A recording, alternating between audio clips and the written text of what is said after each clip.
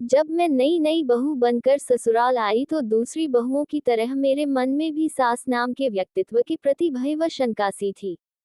सहेलियों व रिश्तेदारों की चर्चा में हर कहीं सास की हिटलरी तानाशाही का उल्लेख रहता। जब पति के घर गई तो मालूम हुआ कि मेरे पति कुछ ही दिनों बाद विदेश चले जाएंगे। नया घर, नए लोग, नया वातावरण और एकदम नया रिश्ता। मुझे तो सोचकर ही घबराहट हो रही थी। कुछ दिनों का साथ निभाकर मेरे पति नरेन को दूर देश रवाना होना था। इसी क्षण मुझे सासुमां का पहला रंग स्पष्ट रूप से ज्ञात हुआ। आवश्यक रीति रिवाज व पार्टी वगैरह के बाद सासुमां ने ऐलान किया कि आज से 2 माह के लिए बहू उषा और नरेन दोनों उस संस्था के मकान में रहने चले जाएंगे जहां नरेन काम करते हैं। नरेन द्वारा आनाकानी करने पर वे दृढ़ शब्दों में बोली, उषा को समय देना तुम्हारा पहला कर्तव्य है। आखिर तुम्हारी अनुपस्थिति में वह तुम्हारी यादें लेकर ही तो यहाँ शांति से रह पाएगी। विदेश यात्रा के 2 दिन पूर्व हम लोग सासुमां के पास आए। 26 साल तक जो बेटा उनके तनमन का अंश बनकर रहा, उस जिगर के टुकड़े को एक अनजान लड़की को किस सहजता से उन्होंने सौंप दिया, ये सोचकर मैं अभिभूत हो उठी। नरेन को विदा कर हम लोग जब लौटे तो मेरी आंखों के आंसू अंदर ही अंदर उफन रहे थे। सोच रही थी फूट फूट कर रो लूं, पर इतने नए लोगों के बीच यह अत्यंत मुश्किल था। रास्ते के पेड़ पौधों को यूं ही मैं देख रही थी। अचानक मैंने सासुमां का हाथ अपने कंधे पर महसूस किया। सासुमां के स्पर्श ने मेरी भावनाओं के सारे बंधन तोड़ दिए। मैंने अपना सिर उनकी गोद में रख दिया और आंसुओं को बह जाने दिया। अब मुझे कोई भय, कोई संकोच, कोई दुविधा न थी। सासुमां की ममता के रंग ने मुझे आश्वस्त कर दिया था, मैं अकेली नहीं हूँ। मेरे साथ मेरी माँ है। सासुमां का दूसरा रंग मैंने छोटे देवर की शादी में देखा। बारात विदा होने से पहले लक्ष्मी पूजन का कार्यक्रम था। वधू पक्ष द्वारा लिया गया सजा सजाया हॉल, साजो सामान सब उन्होंने नकार दिया और अपनी ओर से पूरा खर्च कर लक्ष्मी पूजन संपन्न किया। उनके अंदर के हट का रंग मुझे करीब 10 वर्ष बाद देखने को मिला। ससुर जी ने मकान बनाने के लिए जो योजना बनाई थी, वह सिवा सासुमां के सबको पसंद थी। ससुर जी 4 शयन कक्षों और एक हॉल वाला 2 मंजिला बंगला बनवाना चाहते थे। नीचे दो शयन कक्ष और रसोई घर वाले 2 फ्लैट और ऊपर 2 शयन कक्ष के साथ एक बड़ा हॉल, रसोई समेत बनवाया जाए। नीचे बगीचे और गराज के लिए जगह रखी जाए। एक दिन ससुर जी कागजों का एक पुलिंदा लाए और बोले, लो बसंती, तुम्हारी इच्छानुसार मकान का नक्शा बनवा कर लाया हूँ। अब उठकर मेरे साथ कुछ खा पी लो। सासुमां के चेहरे पर विजय की एक स्निग्ध रेखा उभर आई। इस घटना के वर्षों बाद मुझे अपनी सासुमां के सत्याग्रह का असली अर्थ समझ में आया। 4 हिस्से वाले इस घर में रहते हुए पूरे परिवार में जो सुख, शांति और अपनत्व है, उसका श्रेय सासुमां के उस सत्याग्रह व दूरदृष्टि को जाता है। सासुमां के अंदर की ईर्ष्या का रंग तब अचानक ही उभर आता जब नानी सास हमसे मिलने आती, हमारे लिए तरह तरह के कीमती उपहार लाती। महंगी साड़ी सासुमां को भेंट देती और पूरे समय अपने डॉक्टर बेटे की दौलत, व्यवसाय और प्रतिष्ठा का गुणगान करती। नानी माँ जितने दिन रहती, सासुमां विचलित और अशांत रहती। किसी का भी दिल न दुखाने वाली सासुमां का अपनी ही माँ से किया जाने वाला रूखा व्यवहार मेरी समझ से बाहर था। एक दिन हमेशा की तरह मामा पुराण शुरू हुआ था। अब बस भी करो अम्मा, सासुमां ने रुखाई से कहा। कमाल है, नानी माँ अचकचा कर बोली, सगे भाई की दौलत, खुशी की तारीफ तुझसे सही नहीं जाती। देख रही हूँ तुझे तो कांटा ही चुभ रहा है। सासुमां ने सीधे अपनी माँ की ओर तीव्र दृष्टि डाली और कड़े शब्दों में बोली, सुख क्यों है, ये तुम अच्छी तरह से जानती हो। इस घटना के बाद नानी माँ जब भी हमारे घर आती, मामाजी की दौलत और प्रतिष्ठा के बारे में अपना मुंह बंद ही रखती। काफी समय बाद सासुमां के इस व्यवहार का असली कारण मुझे तब पता चला जब मेरी बेटी सुरभि का मेडिकल में दाखिला होना था। उसी समय सुधीर, मेरे बेटे, को रीजनल कॉलेज में प्रवेश लेना था। सुरभि और सुधीर दोनों को बाहर छात्रावास में रखकर पढ़ाई का खर्च उठाना संभव नहीं था। लिहाजा हमने सुरभि को घर में रहकर एमएससी करने को कहा।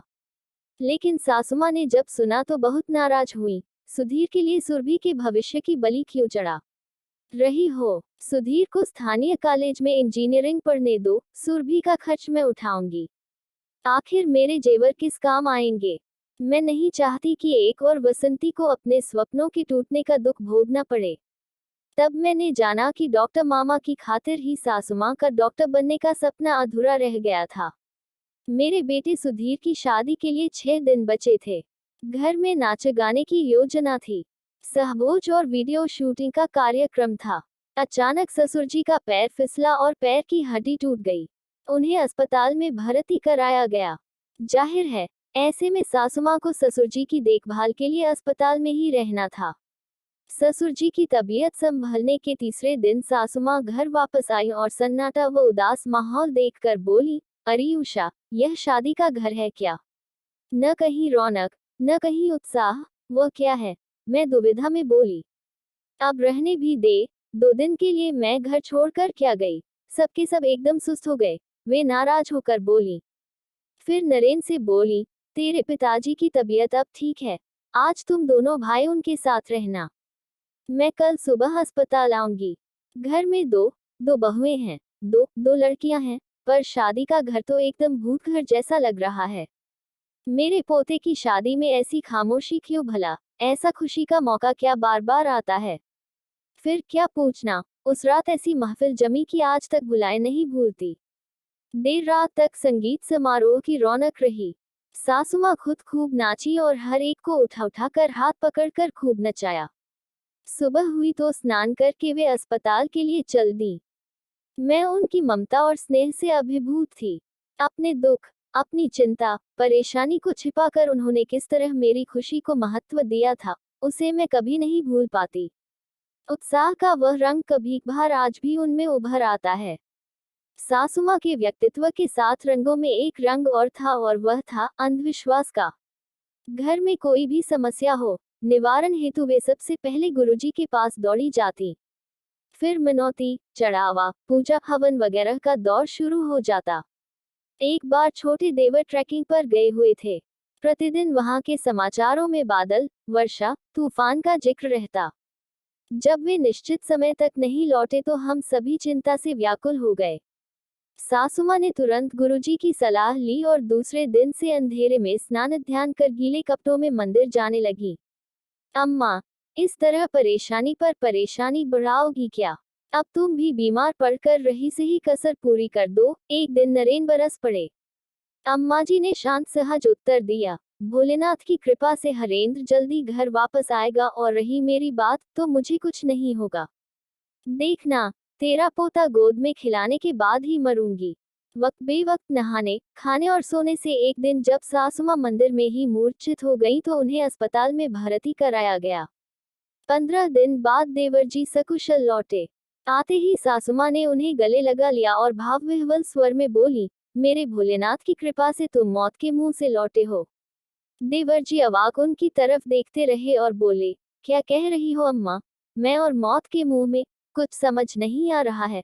पूरी बात बताने पर वे उन पर बरस पड़े। अम्मा, जाने कैसे कैसे लोग तुम्हारे इस अंधविश्वास का फायदा उठाकर तुमसे पैसे ऐंठ लेते हैं। इस व्रत उपवास के चक्कर में तुमने अपना क्या हाल बना लिया है। मैं तो नहीं, पर तुम खुद ही अपने इन अंधविश्वासों के कारण मौत के मुंह में जा रही थी। देवर जी ने बताया कि उनका ट्रैकिंग कार्यक्रम अचानक स्थगित हो गया और उन्हें वहीं से ऑफिस के काम से मुंबई जाना पड़ा। इसकी जानकारी उन्होंने पत्र द्वारा घर भेज दी थी, पर संभवतया किसी कारण से पत्र मिला नहीं। वह दिन और आज का दिन, सासुमा ने नजर उतारना, मनौती, चढ़ावा सब छोड़ दिया है। अपनी इतनी पुरानी मान्यता तो छोड़ पाना उनकी दृढ़ता का ही परिचायक था। सासुमा में सही समय पर विरक्ति का रंग भी छलक उठा। मेरे बेटे के संपन्न ससुराल वाले अपनी बेटी को वे सब सुविधाएं देना चाहते थे जिनकी वह आदी थी, लेकिन सासुमा की इच्छानुसार हमने कुछ भी लेने से इनकार कर दिया।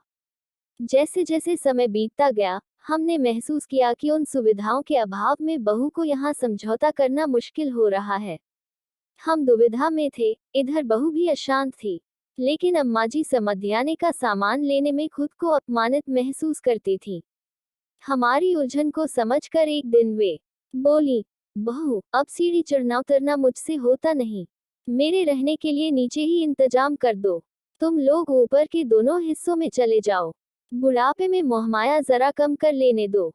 अब मुझे घर की जवाबदारी से मुक्त करो, न सलाह मांगो, न देखभाल का जिम्मा दो।